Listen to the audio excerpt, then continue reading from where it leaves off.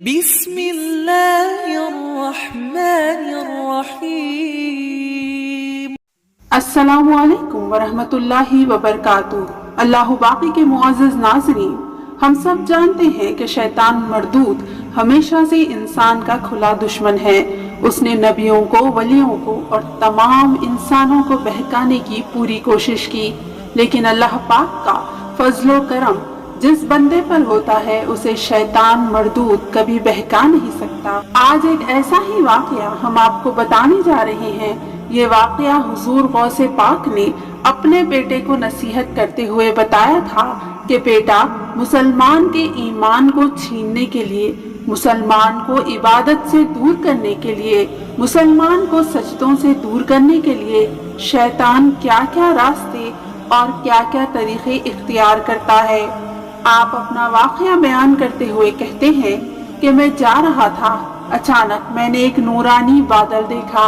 اس بادل سے نورانی شعاعیں نکل رہی تھی۔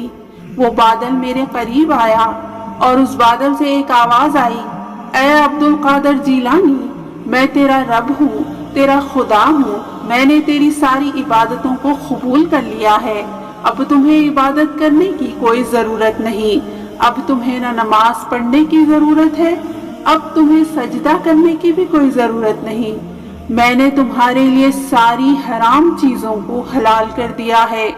شیخ عبد القادر جیلانی رحمت اللہ تعالی علیہ فرماتے ہیں کہ میں نے اسے جواب دیا، نماز میرے نبی حضرت محمد صلی اللہ علیہ وآلہ وسلم کی مقدس ذات پر معاف نہیں ہوئی، صحابہ کرام کی عظیم جماعت پر معاف نہیں ہوئی۔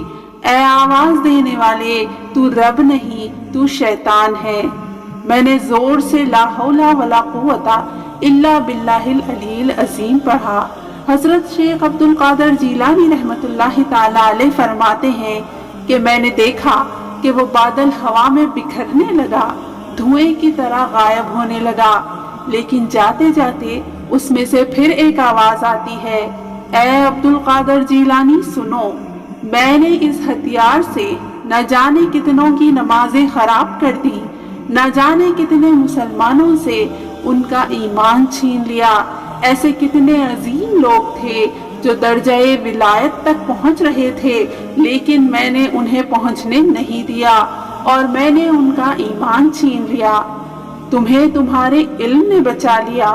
حضرت شیخ عبد القادر جیلانی رحمت اللہ تعالی علیہ فرماتے ہیں، میں نے اسے پھر آواز دی اور کہا کہ تو مجھے پھر گمراہ کر رہا ہے، علم اگر بچاتا تو تجھے بھی بچا لیتا، علم کی تیرے پاس بھی تو کوئی کمی نہ تھی، مجھے میرے رب کی رحمت نے بچا لیا۔ علم کی برکت تب نصیب ہوتی ہے جب ایمان نصیب ہوتا ہے۔ علم کی بنا پر کوئی بھی اللہ سے قریب نہیں ہو سکتا، کیونکہ علم تو شیطان کے پاس بھی تھا، لیکن وہ ادب سے محروم تھا۔ اللہ تعالیٰ کا مقرب بندہ وہی ہو سکتا ہے جو متقی اور پرہیزگار ہو۔ یہ واقعہ مسلمانوں کے لیے ایک نصیحت ہے۔ ناظرین، ویڈیو اگر پسند آئی ہو تو لائک کریں اور اپنے دوستوں اور رشتہ داروں کے ساتھ شیئر کریں۔ اللہ پاک آپ کا، ہمارا، ہم سب کا حامی و ناصر ہو، آمین۔